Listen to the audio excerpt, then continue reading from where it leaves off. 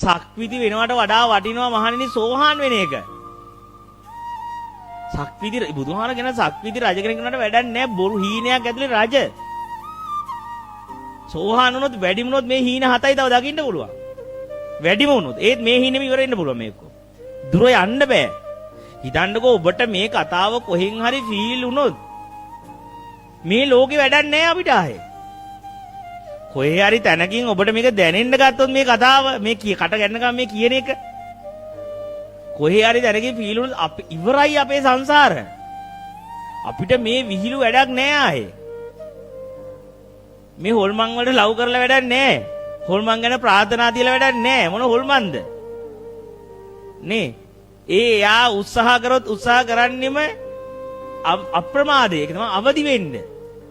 අවදිය අප්‍රමාද කියන වචෙන්ද සිංහලෙන් කියන්නේ අප්‍රමාද කියන පාලි වචනේ ගන්න එපා. මේ සිංහල අර්ථයෙන් අර වීරය කියන එක වීරය නෙමෙයි. ඒක වෙන්න ඕනේ මේ පාලියෙන් අප්‍රමාද සිංහලෙදී අවදිය සිහිය බවට පත් වීම. තමන්ගේ යථා ස්වභාවයට පත් වෙන්න කියන එක.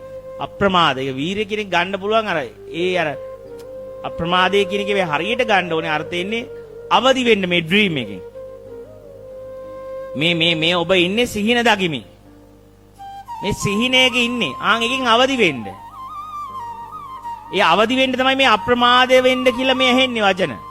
හිතන්නකෝ ඩ්‍රීම් එක ඇතුළෙම ඇහෙනවා අපිට. සිහිනය ඇතුළෙම ඇහෙනවා අවදි වෙන්න. මේක හීනයක්. මේක හීනයක්. මෙහි ඔබ ඔය සිරුරත් එක්ක දකින්න කතාව. ඒක තිබිලා නෑ, තිබිලම නෑ කියලා ඇහෙනවා. ඒත් අපේ දෘෂ්ටිය වැඩි නම්, නිින්ද වැඩි නම්, හීනේ නිද්‍රාව වැඩි නම් සමහර අයට වචනේ ඇහෙන්නවත් නැහැ හීන ලෝකේ. ඒ කියන්නේ තරම්ම හීනේ ඇත්ත. ඇහෙන්නවත් නැහැ. අපිට මොකද්දෝ කර්මයකට ලාවට ඇහෙනවා කොහෙදෝ තැනකින් හීන ඉන්න ගමම ලව් කරන ගමම කොහෙදෝ ඇහෙනවා. නැගිටින්න බොරු කියලා ඒ අර නැගිටින්න ලං වෙදි පාරමිතා පිරීලා අවදියට ලං වෙද්දි ඇහෙනවා නිකන් ඈතින් වගේ හඬක්. එන්න නැගිටින්න කියලා එන්න වැඩි දැන් ඇහෙනවා. ඒ කියන්නේ එන්න ළඟ ඒක හොගාලා කනේ තිබ්බ වගේ හෙන්න ගන්නවා. පාරමිතා පිරලා වැඩි වෙද්දි. පාරමිතාව පිරෙද්දි ළඟ ඒක ඇහෙනවා නැගිටපන්. එතකොට මේක බලන්නම බෑ. ඒ මට්ටමට මේ සවුන්ඩ් එක ඇහැටින් ඇහෙනවා වැඩි වෙන. හීන ලෝකයේ ඇතුළට එනවා මේ සවුන්ඩ් එක.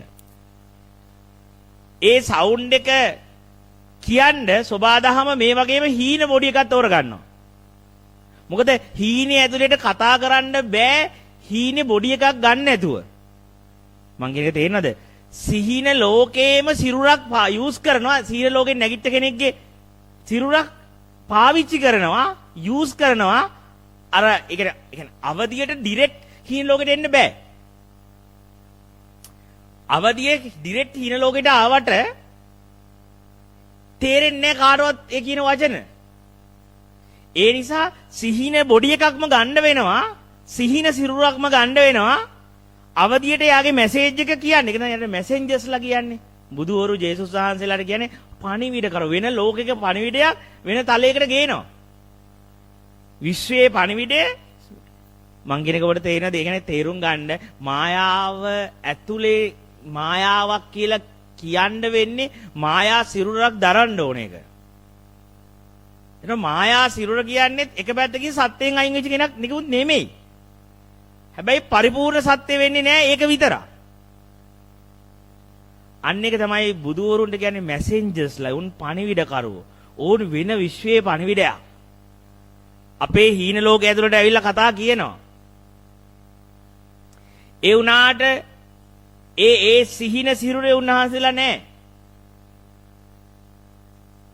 එතකොට ඒ වගේ එකක් මේ වෙමින් තියෙන්නේ.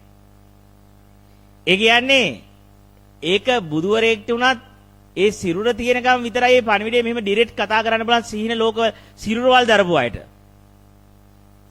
සිරුරවල් දරපු අයට මේ ඩිස්කෂන් එක ගෙනියන්න පුළුවන්. ඒ සිරුර තියෙනකම් විතරයි. සිරුර මායාව ඒක අවබෝධ කරලා 100ක් මෙතනක හොල්මනක් බව අවබෝධ කරලා ඒත් හොල්මන ධර්මින් තමයි මේක හොල්මනක් කියලා කියන්න වෙන්නේ. ඉතින් බලන්න මහා අමුතු සිද්ධියක් මේ වෙන්නේ. ඒක තමයි ප්‍රාතිහාරයක් කියන්නේ. එතනම නැති කෙනෙක් එතන ඉඳගෙන කතා කරලා කියනවා මේක බොරු කියලා.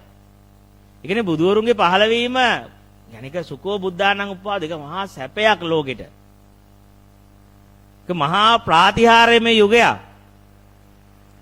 මහා මිරකල් එකක් ඒක. එන මහා ආශ්චර්යයක් මහා මිරකල් එකක්. හැබැයි ඒ බුදුවරයෙක්ගේ හඬ ෆීල් වෙන්න එයත් නැගිටින්න පොඩ්ඩක් ලෑස්තිලා ඉන්න ඕනේ.